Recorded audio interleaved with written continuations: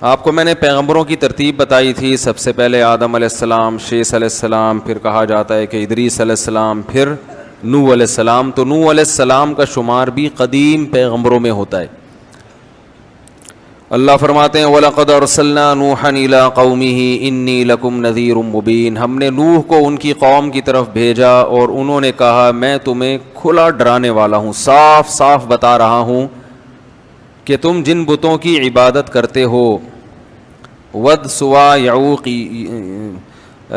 ودًا ولا سواع ولا یغوث ویعوق Windsor. With سوا یغوث یعوق اور نصر, یہ 5 بت تھے جن کی یہ لوگ عبادت کیا کرتے تھے.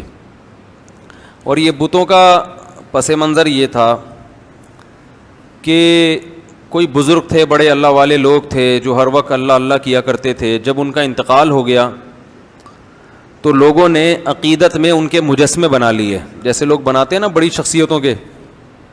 اسلام میں مجسمے بنانا حرام ہے. یہ جو آج کل لٹکے رکھے ہوئے ہوتے ہیں کپڑوں کی دکان پہ مجسمے, ان لوگوں کو چاہیے کہ اللہ کے عذاب سے ڈریں, بہت شدید وعید ہے. چہرہ اڑا دیں اس کا. بھئی آپ نے اپنی پروڈکٹ بیچنی ہے تو شکل دکھانے کی کیا ضرورت ہے؟ تو وہ چہرہ اڑا دیں پھر بے شک ٹھیک ہے, یا چہرہ مسخ کر دیں, ایسے ناریل جیسا گول سر اوپر رکھا ہوا اڑا کے, آنکھ ناک کان نہ بنا ہوا ہو. تو 5 بت تھے جو اصل میں بزرگ تھے, تو ان کی یادگاروں کے طور پر انہوں نے بت بنا لیے. تو شروع میں تو صرف یہ یادگاریں تھیں, آہستہ آہستہ ان کی عبادت بھی شروع ہو گئی. پھر یہ نظریہ آ گیا کہ اللہ تعالیٰ نے ان بزرگوں کو بھی اختیارات دیے ہیں. میں نے ایک بیان کیا تھا کہ اللہ نے اپنے نبی کو اختیارات نہیں دیے ہیں. تو ایک صاحب نے کمنٹس کیے تھے کہ توہین, کہ یہ شخص پیغمبر کی کیا کر رہا ہے, توہین. یہ سمجھتا ہے کہ پیغمبر بھی اس جیسے ہیں, معاذ اللہ, جیسے اس کو اختیار نہیں ہے تو پیغمبر کو بھی اختیار نہیں. تو یاد رکھو سب شرک جب بھی شروع ہوا ہے نا تو یہیں سے شروع ہوا ہے کہ اللہ نے, یار یہ آواز صحیح نہیں ہے, مزہ نہیں آ رہا, اس کو تھوڑا سا بڑھائیں یار, کہ اللہ تعالیٰ نے پیغمبروں کو, اپنے نیک لوگوں کو اختیارات دیے ہیں. اولاد ہے, بارش ہے, ہم ان سے بھی مانگ سکتے ہیں. تو پیغمبر کو جو مقام اور فضیلت حاصل ہے وہ اختیارات کی وجہ سے نہیں ہے, وہ اس لیے کہ آپ اللہ کا پیغام لوگوں تک پہنچا رہے ہیں. دیکھو امریکہ کا سفیر یہاں پر آئے گا تو اس کی ایک ویلیو ہوگی نا, اس لیے تھوڑی کہ وہ فیصلہ بھی کر سکتا ہے, فیصلہ وہ نہیں کرے گا, فیصلہ تو حکومت کرے گی, لیکن اس کی کوئی عزت کیوں دی جائے گی؟ بھائی امریکہ کا سفیر ہے, اس کی توہین امریکہ کی توہین سمجھی جائے گی. جتنا بڑا ملک ہوگا اس کے سفیر کی عزت بھی اتنی ہی زیادہ. تو اللہ سب سے بڑا ہے تو اللہ کے سفیر کی ویلیو بھی سب سے زیادہ ہے. تو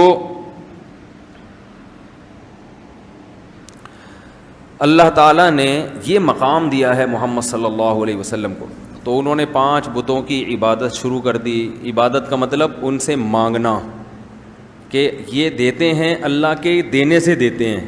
عطائی, وہ عطائی اور ذاتی کا فرق میں ڈال کے نا, کہ یہ عطائی ہے, ان کے پاس اللہ کا عطا کردہ بہت کچھ ہے, تو یہ لوگوں کو کیا کرتے ہیں, وہ دیتے ہیں لوگوں کو. تو پہلی دفعہ نوح علیہ السلام وہ پیغمبر تھے جو دنیا میں شرک کو ختم کرنے کے لیے آئے. اس سے پہلے لوگوں میں شرک نہیں تھا, بدعملی تھی, بدعملی, اس کو ٹھیک کرنے کے لیے پیغمبر آتے تھے. لیکن شرک کو ختم کرنے کے لیے جو پہلے پیغمبر دنیا میں آئے, بھائی ایک بندہ نا یہاں آ کے بیٹھ جایا کرے, دیکھتا رہے ٹوں ٹاں پی پاں, جب ہو رہا ہے اس کو سیٹنگ پہ لے آئے. تو وہ بیچارہ وہ کیمرہ بھی سنبھال رہا ہے, وہ بٹن کسی اور کے حوالے کر دے نا,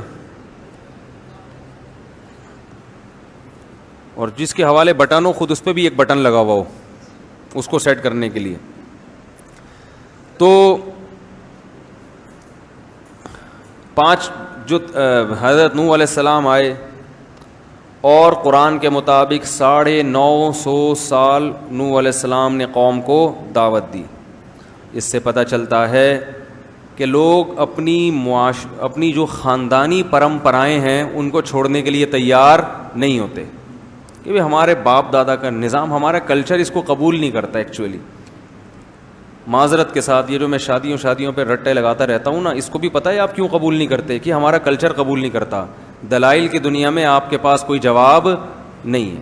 طنز بھی کرتے ہیں, سب کچھ کرتے ہیں, لیکن بس کلچر قبول نہیں کرتا. تو ساری فساد کہاں سے آتا ہے؟ اچھائیاں بھی کلچر سے آتی ہیں, لیکن برائیاں بھی کلچر سے آتی ہیں. تو ہمیں یہ دیکھنا چاہیے کہ جو کلچر کی اچھی چیزیں ہیں ان کو اڈاپٹ کرنا چاہیے, جو بری چیزیں ہیں. اب دیکھو آج ایک ہندو لڑکی, پھر ماشاءاللہ میسج آیا, کسی نے مجھے, عثمان بھائی نے رابطہ کرایا کہ انڈیا میں ایک ہندو ہے, مسلمان ہوئی ہے گھر کے اندر. میں سمجھا تو کوئی آدمی ہے, تو میں نے بڑا اپریشیٹ کیا اس کو, واٹس ایپ پہ اس کو میسج بھیجے. وہ چھپ کے روزے رکھ رہا ہے, چھپ کے نمازیں پڑھ رہا ہے, سارا گھرانہ ہندو. بعد میں اس نے بتایا کہ میں لڑکی ہوں. عورت کے لیے, ایک لڑکی کے لیے کتنا مشکل کام ہے اپنے خاندان سے بغاوت کرنا. تو کیسے ہمت دی اللہ نے, لیکن چھپ کے روزے اور چھپ کے نمازیں, چاروں طرف ماحول ساتھ نہیں دے رہا. لیکن بات سمجھ میں آ گئی کہ بھئی ہم ان پتھروں کے بنے ہوئے بتوں کو کیوں پوجیں, یہ کیا لگتے ہیں ہمارے, یہ کیا لگتا ہے ہمارے. عجیب بات ہے, آپ کو کوئی آپ کے گھریلو معاملات میں دخل اندازی دے, آپ کو برا لگے گا نا. کوئی بندہ آئے جو آپ کا بڑا دوست ہو, کہ اور بھائی بتاؤ بھابھی آج کل تمہارے ساتھ سیٹ چل رہی ہیں, آپ بولیں گے کہ تو میرا کیا لگتا ہے بھائی, یا تو میں نے تیرے ساتھ شیئر کیا ہو اپنے گھریلو معاملات, پھر تو مجھ سے پوچھے تو ٹھیک ہے, تو خام خامے آگے پوچھ رہا ہے بھابھی واپس آ گئی ہیں ٹھیک ہے, تو آپ کہیں گے بھائی تو میرا کیا لگتا ہے جو تم مجھ سے اتنی ڈیٹیل میں پوچھ رہا ہے. تو ایک انسان, اس سے کے سامنے آدمی اپنے گھریلو حالات شیئر نہیں کرتا, اور اگر وہ خود سے دلچسپی لے تو غصہ ہو جاتا ہے. تو انسان کی تو پھر بھی ایک ویلیو ہے. تو جن بتوں کو آپ نے اپنے ہاتھوں سے بنایا وہ تو انسان سے بھی کم ہیں. ان کے سامنے اپنے سارے راز فاش کر دینا کہ میں نے یہ کیا تھا, بھگوان میرے یہ معاف کروا دو, میرے آج کل پیسے نہیں ہیں جیب میں, پیسے دلوا دو. تو ساری اپنی ذاتی پرسنل باتیں اس کے ساتھ شیئر کرنا, یہ تو میرے بھائی اور بھی زیادہ غلط بات ہے نا, تو بہت ہی بری بات. آپ بھگوان سے بولا کرو تو میرا کیا لگتا ہے بھائی, جو میں تجھے اپنے دکھڑے سناؤں, تو لگتا کیا ہے بھائی, تجھے تو کمپنی نے بنایا ہے. بس زیادہ نہیں بولوں گا میں. وہ ایک اور ہندو کا فون آ رہا ہے, وہ ہندو ہی ہے, وہ کہہ رہے یار آپ مذاق اڑاتے ہو ہندو مذہب کا. میں نے مذاق تو نہیں اڑایا بھائی کبھی. خیر, تو اللہ ہدایت دے, عقل سلیم عطا فرمائے. تو نوح علیہ السلام نے 950 سال دعوت دی ہے, 40-50 سے زیادہ لوگ ایمان نہیں لائے, 40-50. اور دن میں بھی پکارا, رات کو بھی پکارا, ربی انی دعوت قومی لیلا و نہارا, دن میں بھی گیا, رات کو بھی گیا. اور کیا ہو گیا تھا کہ دیکھ کے نا آنکھوں میں, کانوں میں انگلیاں ڈالنے لگے تھے لوگ. اس وقت عمریں لمبی ہوتی تھیں لوگوں کی, قد بھی بڑے لمبے ہوتے تھے. نبی صلی اللہ علیہ وسلم نے فرمایا آدم علیہ السلام کا قد 60 گز تھا. 60 گز کتنا ہوگا بھائی, یہاں سے وضو خانے تک.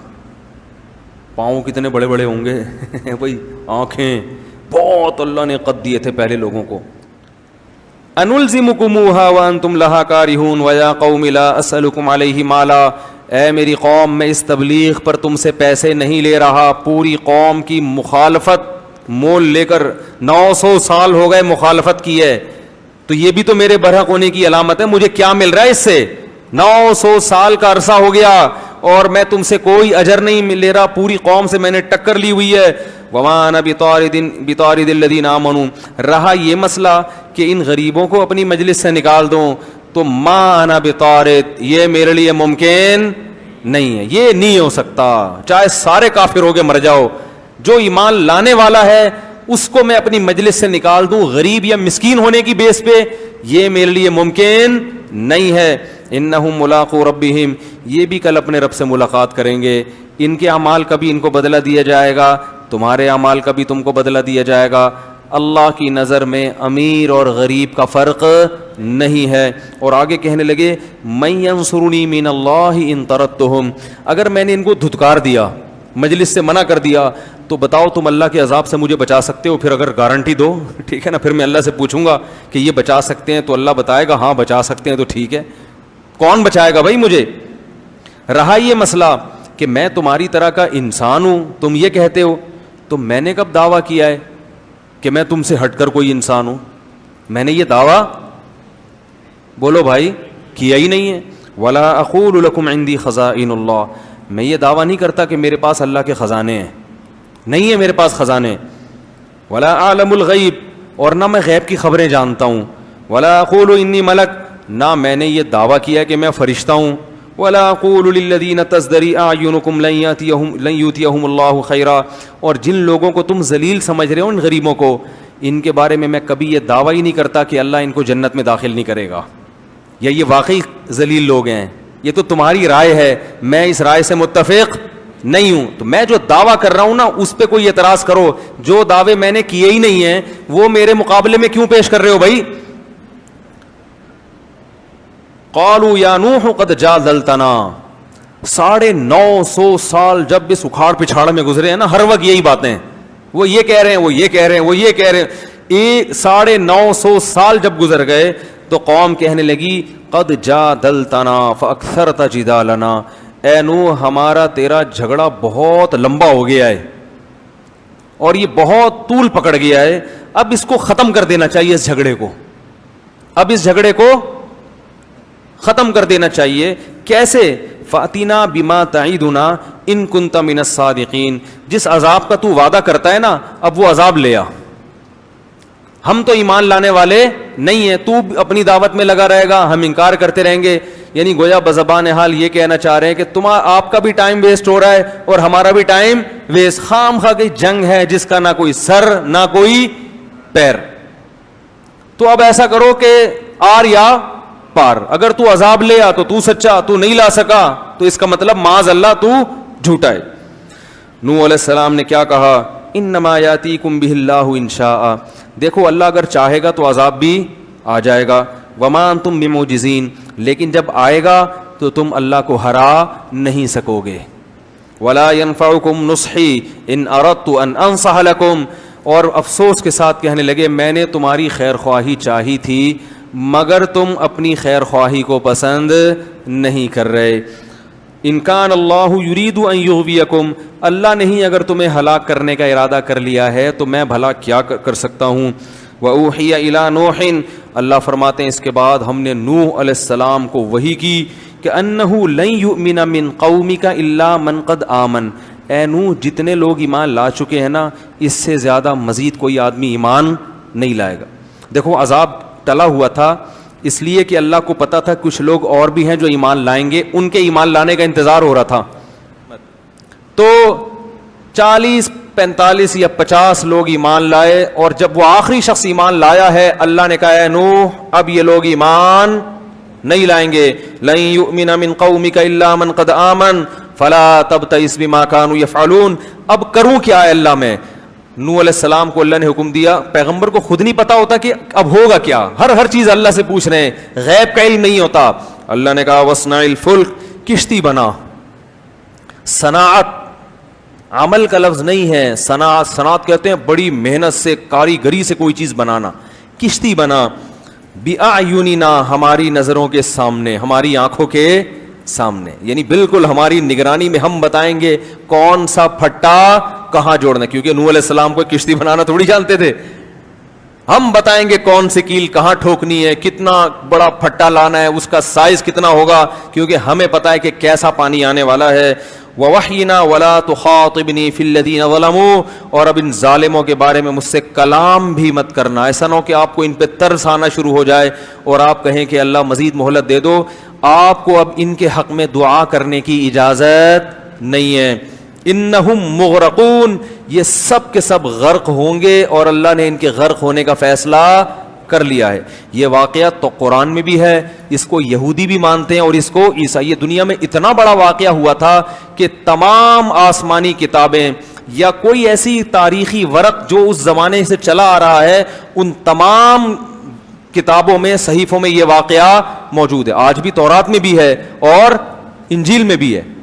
تھوڑی سی انہوں نے تبدیلی تو کر لی, مگر اس طوفان کا اور اس بارش کا اور پوری دنیا کے انسانوں کا تباہ ہونا یہ تمام کتابوں میں لکھا ہوا ہے.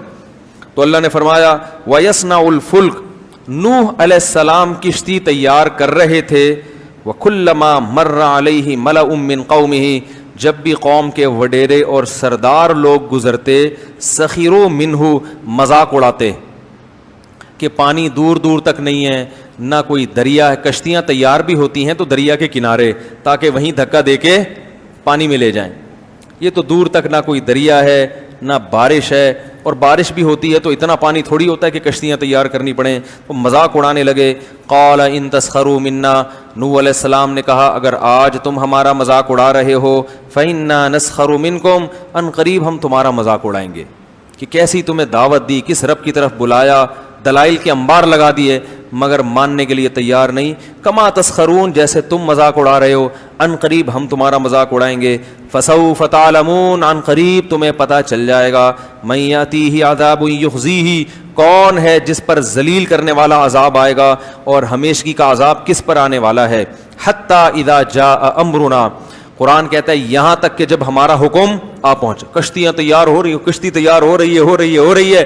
جب بن کے مکمل ہو گئی، اللہ فرماتے ہیں وفارت تنور، اور زمین کی دراڑوں سے پانی نکلنا شروع.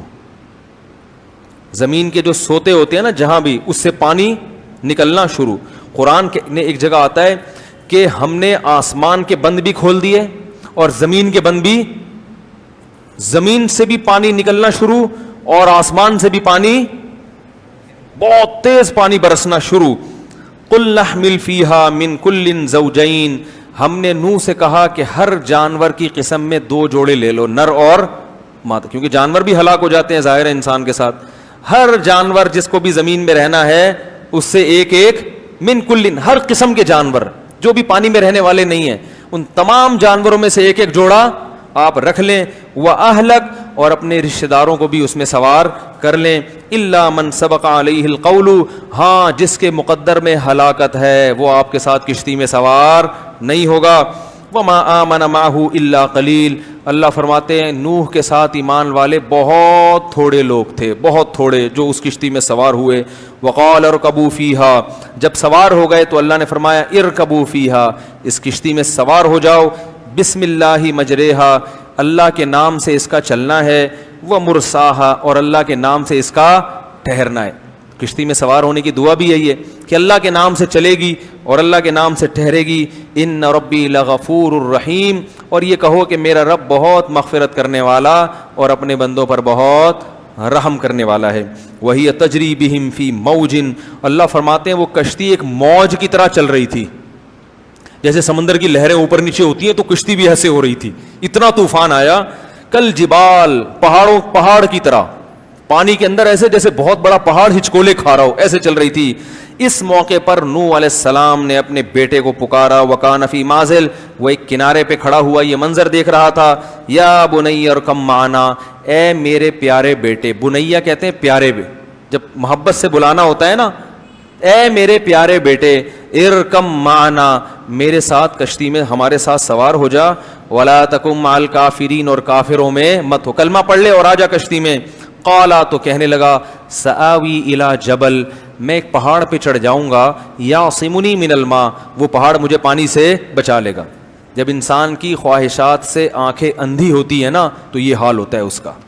یہ واقعات ہیں، مگر ان واقعات کو سن کر ہمیں اپنے گریبان میں جھانکنا چاہیے کہ ہمارے دل بھی ایسے سخت ہو چکے ہیں.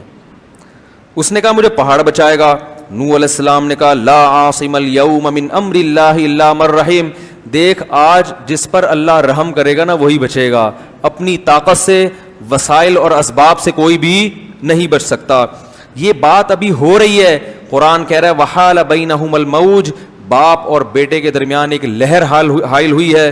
فکان من المغرقین، اور نوح علیہ السلام کے بیٹے کو لے کر اس نے پانی میں غرق کر دیا.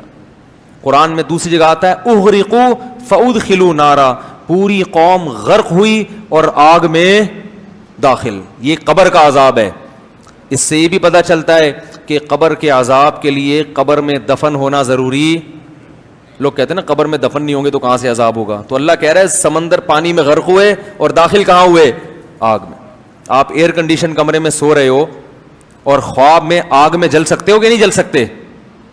تو خواب کی مثال بھی، برزخ کی مثال بھی خواب کی طرح ہے.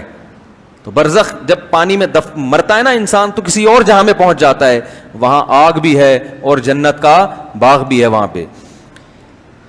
جب وہ بیٹا بھی ہلاک ہوا تو سب ہلاک ہو گئے. قیل یا ارض ابلعی ماءکی, اللہ فرماتے ہیں ہم نے زمین کو کہا اے زمین اپنے پانی کو نگل لے. کیا عجیب بلاغت ہے. یہ نہیں کہا کہ جذب کر لے, یہ قرآن نگلنے کے لفظ سے بتا رہا ہے کہ اتنا پانی تھا کہ اگر جذب ہونا شروع ہوتا تو صدیاں گزر جاتی, بہت وقت گزر جاتا, وہ پانی ختم نہ ہوتا.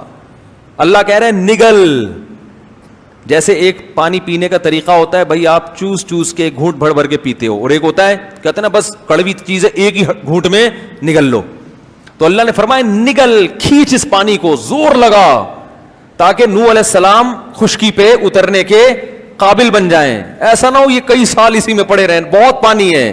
تو یہ قرآن پانی کی کثرت بیان کر رہا ہے. ابلعی ماءکی, نگلنا شروع کر اس پانی کو, گھونٹ بھر بھر کے اپنے اندر کھینچنا شروع کر. ویا سماء اقلیعی, اور اے آسمان اس پانی کو اکھاڑ دے. اکھاڑنے کا لفظ, پانی آسمان پہ چپکا ہوا تھوڑی ہوتا ہے جو اکھڑے, وہ تو بادلوں میں ہوتا ہے.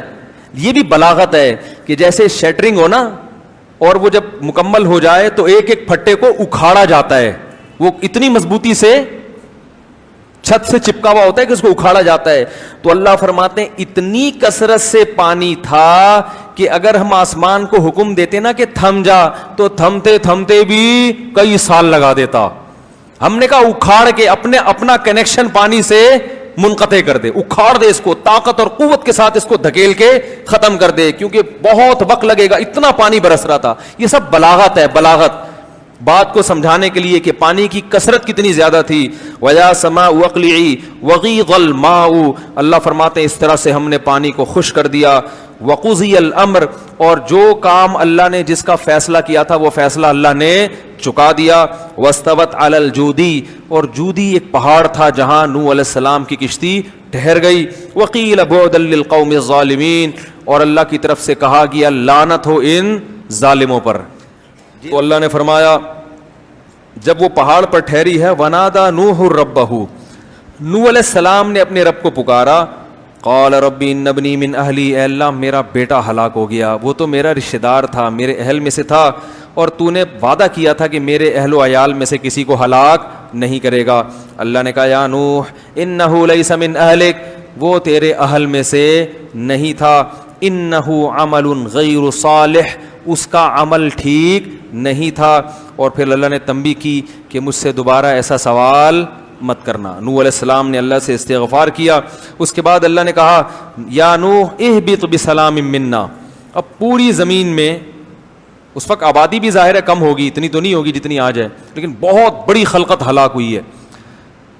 تو نوح علیہ السلام اکیلے ان 40-50 آدمیوں کے ساتھ, باقی ساری انسانیت کیا ہو گئی, ہلاک. تو اللہ نے نوح علیہ السلام سے کہا اہبط, اس پہاڑ پہ اتریں, آپ اس سے نیچے اتریں, بسلام منا, میری طرف سے سلامتی, و برکات, اور برکتوں کے ساتھ. علیکا, یہ برکتیں آپ پر بھی ہوں گی, اور ان امتوں پر بھی جو آپ کے ساتھ ہیں, ان قوموں پر بھی جو آپ پر ایمان لانے والے لوگ ہیں, جو آئندہ نسل میں, سب پر اللہ کی طرف سے برکتیں. وَأُمَمٌ سَنُمَتِّعُهُمْ, لیکن کچھ وقت کے بعد پھر ایسی قوم آنے والی ہے جس کو میں دنیا کے فائدے پہنچاؤں گا, لیکن پھر ان کو بھی دردناک عذاب ہوگا. کچھ وقت تو یہ انسان تمیز سے چلیں گے, اس کے بعد پھر پیغمبر کی تعلیمات کو آہستہ آہستہ پھر وہی دنیا داری میں لگ جائیں گے. تو قرآن کہہ رہا ہے تلک من انباء الغیب, اے محمد صلی اللہ علیہ وسلم یہ وہ غیب کی باتیں ہیں, نوحیہا الیک, جو ہم آپ کو بتا رہے ہیں.